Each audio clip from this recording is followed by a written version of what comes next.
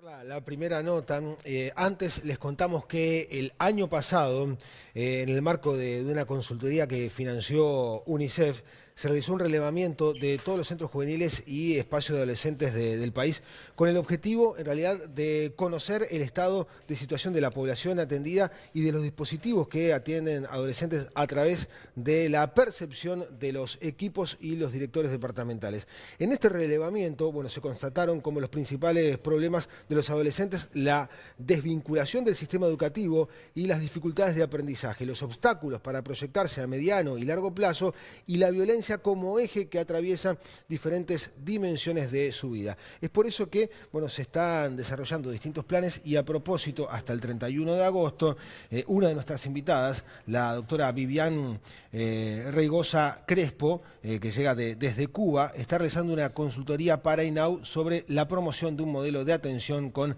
adolescentes con estos inconvenientes. Por eso es que resulta muy interesante conocer a las invitadas que tenemos en el día de hoy. Bueno, efectivamente la doctora Vivian Reigosa Crespo del Centro de Neurociencias de Cuba, muy bienvenida, y también Marta Fabiani, ella es del programa Adolescencia del INAU, muy bienvenidas a ambas. Es muy interesante lo que vienen a plantear porque por un lado está el aporte de la neurociencia en todo lo que tiene que ver con el área de la educación y por otro lado el tema concreto de la adolescencia, ¿no? Como una etapa especial de la vida llena de cambios y de desafíos que también tienen su incidencia cuando hablamos de resultados educativos. Así que bueno, bienvenidas. Y en primer lugar, doctora, entonces llegada de Cuba, va a estar por unos días.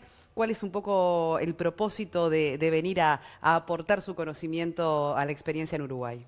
Buenos días, muchas gracias por la invitación. Bueno, básicamente creo que es una experiencia única, importante esta de poder llevar a la práctica algunos de los hallazgos de las neurociencias, aplicándole un problema práctico particular que en este caso está relacionado con el aprendizaje de los adolescentes, o sea, el desarrollo cognitivo de los adolescentes y el impacto que ese aprendizaje y ese desarrollo cognitivo tiene sobre la conducta social en esta etapa de la vida. Llevo 30 años trabajando neurocognición vinculada a la infancia y a la adolescencia y la idea fundamental es tratar de concretar ciertos avances y hallazgos de las neurociencias en un modelo concreto, valga la redundancia, llevado a cabo en este caso por una institución pública uruguaya que es el INAU, responsable de la atención a niños y adolescentes en el país, y la idea es ofrecer una consultoría, o sea, dar algunas herramientas y algunos conceptos básicos para establecer ese modelo en la práctica. Claro, porque creemos que, por ejemplo, cuando un individuo llega a la adolescencia, el partido ya está jugado, como decimos aquí en Uruguay, en cuestiones que tienen que ver con el desarrollo. Y ustedes desde la neurociencia sostienen de que no, precisamente es en la adolescencia en donde hay una nueva etapa importante en cuanto al neurodesarrollo, ¿no? Sí. Las neurociencias han encontrado que el partido se juega durante toda la vida. Ajá. No hay un momento donde se juega el partido. Qué alivio, ¿no? Qué alivio para todos, tiempo. efectivamente. Es decir, en los últimos años se han descubierto algunas cosas interesantes que nos alivian la vida y nos hacen pensar en que siempre podemos hacer algo más. Una es, que ya es un concepto viejo, pero que ha alcanzado nuevas dimensiones con las nuevas técnicas que hay de estudio del cerebro, que es el proceso de plasticidad neuronal. Tenemos plasticidad neuronal, es decir, tenemos capacidad para regenerar neuronas y tenemos posibilidad para establecer nuevas conexiones neuronales durante toda la vida, no solo en los periodos sensitivos como es la adolescencia, la propia infancia temprana y la adolescencia. Bien. Es decir, hasta el adulto mayor es capaz de establecer nuevas conexiones y de poder tener nuevos aprendizajes. Ya vamos a enfocar bien cuál es el aporte específico de la neurociencia en el aula, en el trabajo con los maestros. Pero antes me gustaría preguntarle a Marta, que es del programa Adolescente del INAU, acá también, en el trabajo que van a hacer en conjunto con la doctora, se trata de establecer de alguna manera algún vínculo entre conductas que pueden venir de una procedencia de violencia familiar, una situación, digamos, conflictiva en la vida de ese adolescente con su resultado educativo, con su deserción en el sistema educativo, y allí poder hacer un trabajo en conjunto. ¿De qué se trata un poco esa relación que establecen por allí entre violencia, educación y neurociencia? Bien. Está comprobado que la violencia afecta las posibilidades de aprender, afecta el cerebro, ¿sí? Los adolescentes y los niños están expuestos a distintas situaciones de violencia intrafamiliar, violencia entre pares, violencia comunitaria. Eso tiene un impacto muy importante y deja una huella que realmente marca toda su trayectoria. Pero, como decía la doctora, hay posibilidades de trabajar sobre eso. Entonces nosotros que lo que queremos es justamente especificarnos y trabajar sobre cómo lograr revertir esas situaciones, ¿sí? A través de proyectos socioeducativos, que tengan un componente de desarrollo cognitivo. Los centros juveniles son proyectos socioeducativos donde los chiquilines tienen acceso a la cultura, al deporte, al apoyo pedagógico, a pensar en sus intereses, sus vocaciones, de desarrollar capacitación, y nos parece que es un espacio donde podemos colaborar en trabajar el desarrollo cognitivo. A pesar de que ese adolescente siga viviendo en un contexto de violencia.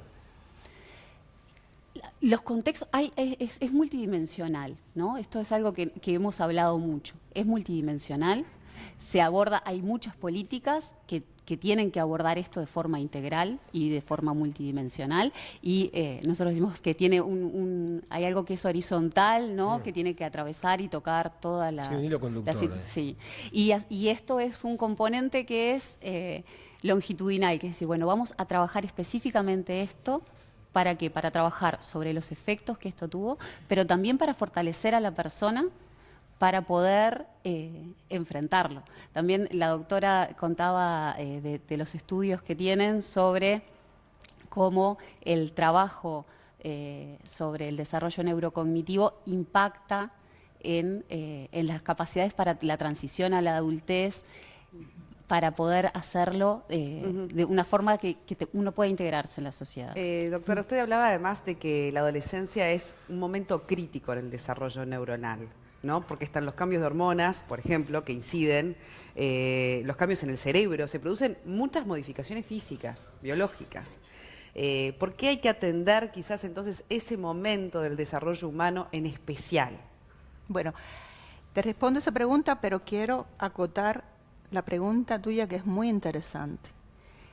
Es cierto que es difícil y costoso cambiar las condiciones adversas en las que se encuentra ese niño al cual le queremos desarrollar su cognición, pero también queremos desarrollarlo como ser humano integralmente.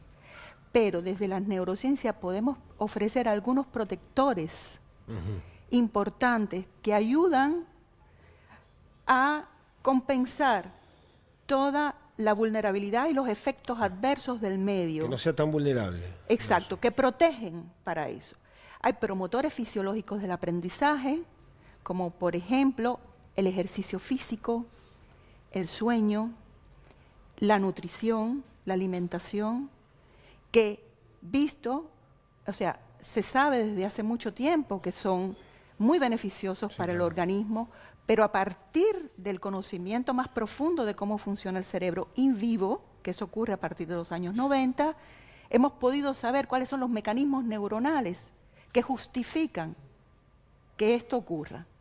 Qué interesante, quiere decir que Es bien incidiendo interesante. en un sueño saludable, en una alimentación, mejorar su alimentación, darle oportunidades de ejercitarse, ya estamos incidiendo en protegerlo frente a ese contexto. Y de bajo costo. ¿Por qué? Porque el costo que produce, el costo necesario, por ejemplo, para una intervención que lleve recurso humano es más alto, que lleve recurso tecnológico es más alto. Claro. Y estos son elementos que se pueden utilizar de una manera inteligente, basado en estos hallazgos muy actuales de la última década acerca de cómo el cerebro se reestructura cuando tiene determinada actividad física, cuando recibe determinados nutrientes. Bueno, pero O es cuando de perogrullo que hay una parte de la sociedad más vulnerable, a la que le afecta más que esto. le afecta más, y estos serían como elementos protectores de bajo costo que pudieran hacer factible un programa basado en ello. Por otro Muy lado, interesante. efectivamente, los adolescentes están sufriendo un proceso de reconstrucción total. Es un momento complicado y es maravilloso además.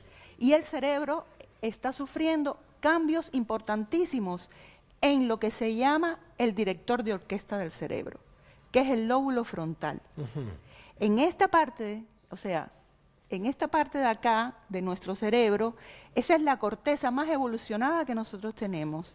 Y esa corteza es tan evolucionada porque ahí es donde se producen todas las conexiones hacia el resto de las cortezas cerebral y hacia las estructuras profundas del cerebro para coordinar todo el trabajo del cerebro. Por eso es el director de orquesta. Ahí están las funciones que tienen que ver con la regulación de la conducta, tienen que ver con la inhibición, tienen que ver con la planeación, con la memoria de trabajo. Y todas estas funciones como que se desestabilizan de alguna manera durante la adolescencia, porque también está demostrado a través de los estudios de funcionamiento cerebral de que durante la adolescencia ocurre un fenómeno que se llama apoptosis, que es muerte neuronal, pero no es malo. ¿Motivado por qué? ¿Por las Motivado conductas por típicas las de los hormonas. adolescentes también? Porque cuando uno atraviesa la adolescencia es donde por lo general tiende a incorporar tal vez algunos hábitos que no son del todo Es un saludables. mecanismo natural, establecido biológicamente. biológicamente.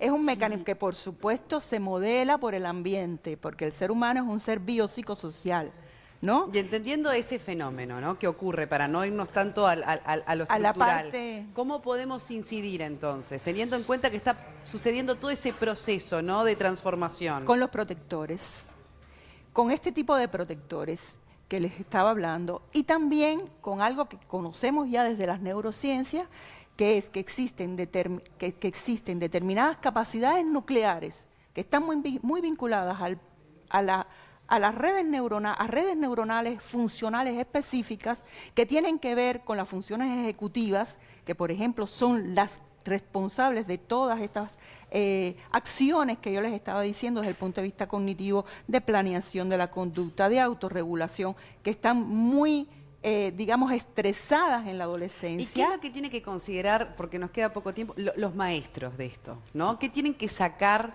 Bien en importante limpio la para pregunta. poder aplicarlo en esto que es el tema de Tienen que educación? conocer cómo el cerebro aprende. Creo que un elemento importante es la formación del docente en elementos básicos de cómo el cerebro aprende. Que conozcan, además, que ellos son agentes moduladores de ese cerebro. ¿Nos puedes dar un ejemplo para que Sí, nos quede más claro te pongo todavía? un ejemplo. Vamos a las capacidades neurocognitivas básicas. Cuando uno nace con una percepción de las cantidades numéricas, esa percepción de las cantidades numéricas es básico para el aprendizaje de las matemáticas. Y el maestro debe conocer que cada vez que pueda capitalizar esa forma natural que el cerebro tiene de entender los números, la debe usar. Pero el maestro no es consciente de eso y hay que hacérselos conscientes. Por ejemplo, cuando se enseñan fracciones, se enseñan las fracciones siempre, todos lo aprendimos así. Las fracciones se enseñan. Esto es un pastel, lo cortamos en 4 pedazos. Este es un cuarto de 4 partes, una parte de las 4 partes en las que cortamos el pastel. Y las fracciones son magnitudes. Y el cerebro entiende mejor ese concepto como magnitudes que como una parte de 4. Y esas formas de Y capitalizar. pasa lo mismo con la lectura, es decir, en el área matemática y en el área igual. lectora es donde más se puede aplicar el conocimiento. cerebro tiene mecanismos naturales para entenderse con los números y con la palabra. Y lo que hay es que explotar esos mecanismos naturales. Marta. Y hay que mostrárselo al maestro, porque muchas veces no lo sabe, porque ¿Y es qué se una está haciendo en Por ese falencia. eso, y sentido? ahora el INAU, con toda esta información Bien. que tiene y con todos estos datos, ¿qué estrategia puede desarrollar? Porque acá estamos abordando también vincular a otros actores de la sociedad. Exactamente. Que no dependen específicamente del INAU. Nosotros en este proyecto tenemos dos patas bien importantes. Uno de los objetivos es justamente fortalecer la red interinstitucional, trabajar con otras instituciones del Estado, con otras organizaciones de la sociedad civil, para instalar el tema del desarrollo cognitivo en adolescencia, porque tanto a nivel mundial como en Uruguay hay mucho desarrollo en la primera infancia, hay desarrollo para la infancia, pero para la adolescencia es algo que no está tan desarrollado. Entonces nosotros queremos que esto es un insumo, un aporte para empezar a trabajar en red sobre... ¿Se va a capacitar a maestros? Estamos empezando a organizar esta red. En un principio lo que se va a capacitar es a los maestros, a los educadores sociales y a los educadores que trabajan en el sistema INAU, ¿sí? Pero lo que nosotros queremos es generar justamente la sociedad con la universidad, con universidades públicas y privadas, con ANEP, desarrollo con más MEC, profundo de empezar a trabajarlo, exactamente. Porque además acá se habló de cooperación. nutrición, de descanso, de ejercicios físicos. Eso también se contempla a partir de lo que es la plataforma de trabajo del INAU. Exactamente. El otro componente del que hablaba es el desarrollar un modelo para trabajar dentro de los centros juveniles. Nuestra idea es arrancar por ahí, es monitorearlo, es evaluarlo, ¿sí? Porque consideramos que si tenemos una prueba, eso va a ir desbordando hacia otros adolescentes del sistema INAU y hacia los otros sistemas. Entonces tenemos estas dos búsquedas de hacer algo específico y puntual y a su vez de que esto sea una plataforma para algo más. Muchísimas gracias, Marta Fabiani y también la doctora Vivian Reigosa, que vas a estar hasta el 31, no, ¿qué día es hoy? Sí, 31 de agosto. Sí. Hasta mañana, ¿hasta qué? Hasta el viernes. Hasta el viernes. Algo que queremos brindando decir tu conocimiento. es que contamos con el apoyo para que esté Vivian con nosotros de Eurosocial, ¿sí? Que es de la cooperación de la Unión Europea para justamente generar lazos entre América y Europa y fortalecer las institucionalidades y las políticas sociales en América. Muchísimas gracias. Muchas gracias.